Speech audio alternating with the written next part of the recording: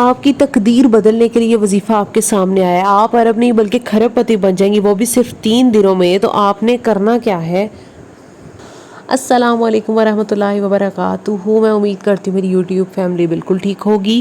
اگر آپ کو میری یہ ویڈیو اچھی لگے، جو اس چینل پر نئے ہیں تو میرے چینل کو سبسکرائب کرتے ہوئے جائیے گا، پرانی ویڈیوز کو بھی مسٹ وزٹ کریں، واچ کریں۔ آپ کے لیے کوئی بھی وظیفہ ورک کر سکتا ہے، جو وظیفہ دل سے کیا ہو، کامل یقین سے کیا ہو، اللہ پاک کی طرف سے کن آ ہی جاتا ہے، اور ہم بندے تو صرف اللہ پاک کے کن کے منتظر ہیں۔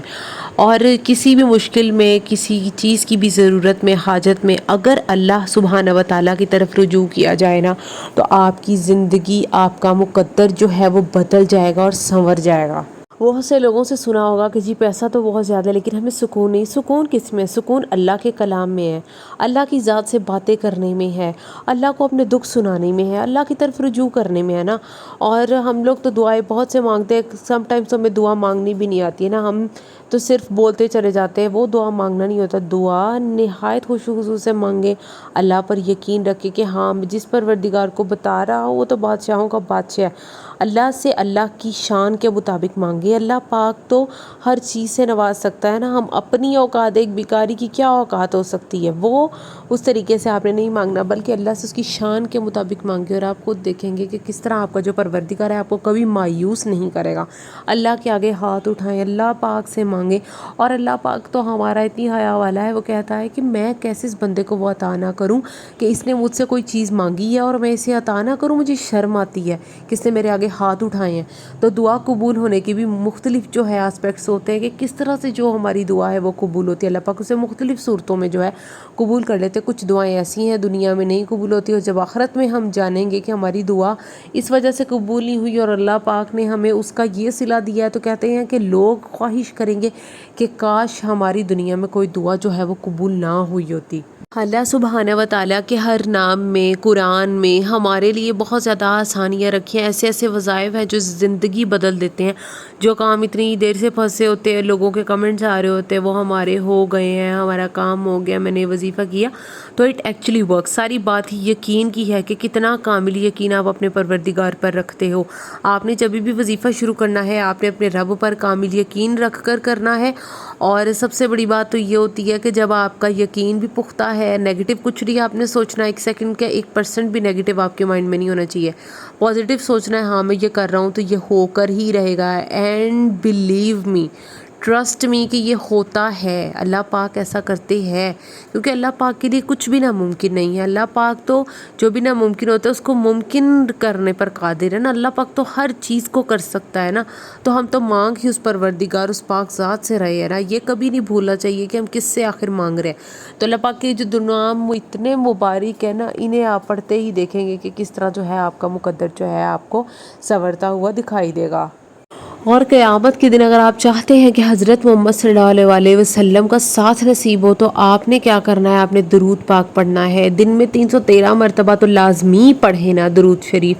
اللہم صلی علی محمد وعلی آل محمد کما صلیت علی ابراہیم وعلی آل ابراہیم انک حمید مجید، اللہم بارک علی محمد وعلی آل محمد کما بارکت علی ابراہیم وعلی آل ابراہیم انک حمید مجید۔ تو یہ درود ابراہیمی آپ پڑھیں، اللہ پاک اس سے بہت زیادہ خوش ہوتے ہیں، اور حضرت محمد صلی اللہ علیہ وسلم پر آپ یہ درود بھیجیں گے تو ایک نیکی بن جائے گی، اور قیامت والے دن یہ نیکیاں آپ ہی کے کام آئیں گی۔ تو چلتے ہیں وظیفے کی طرف، وظیفہ شروع کرتے ہیں۔ سورہ رحمان تو آپ نے سنی ہوگی، ٹھیک ہے، تو میں آج آپ کو اس کی بتانے والی ہوں، ایک بہت ہی خوبصورت آیت جس کو آپ نے 13 مرتبہ پڑھنا ہے۔ کتنی مرتبہ؟ 13 مرتبہ پڑھنا ہے۔ وہ آیت ہے جی فَبِأَيِّ آلَاءِ رَبِّكُمَا تُكَذِّبَانِ۔ یہ آیت ویسے بھی میری بہت زیادہ فیوریٹ ہے، آئی جسٹ لوڈ اٹ، تو آپ نے جو ہے اسے 13 مرتبہ پڑھنا ہے، ٹھیک ہے۔ سورہ رحمان کی آیت فَبِأَيِّ آلَاءِ رَبِّكُمَا تُكَذِّبَانِ 13 مرتبہ۔ وظیفہ آپ نے فجر کے بعد پڑھنا ہے، ٹھیک ہے۔ اس کے بعد آپ نے جو ہے تسبیح پکڑ لینی ہے، اور اس پر آپ نے اللہ پاک کے 2 نام چلتے پھرتے اٹھتے بیٹھتے کثرت سے جتنا آپ چاہیں پڑھ سکتے ہیں پڑھنے ہیں۔ پہلا ہے جی یا مالک الملکی، یا مالک الملک کی اچھی طرح یہ نوٹس کر لیں. اینڈ سیکنڈ ون از یا رحمانو، یا رحمانو. یہ آپ جتنا چاہیں پڑھ سکتے ہیں، کثرت سے آپ نے اس کو پڑھنا ہے.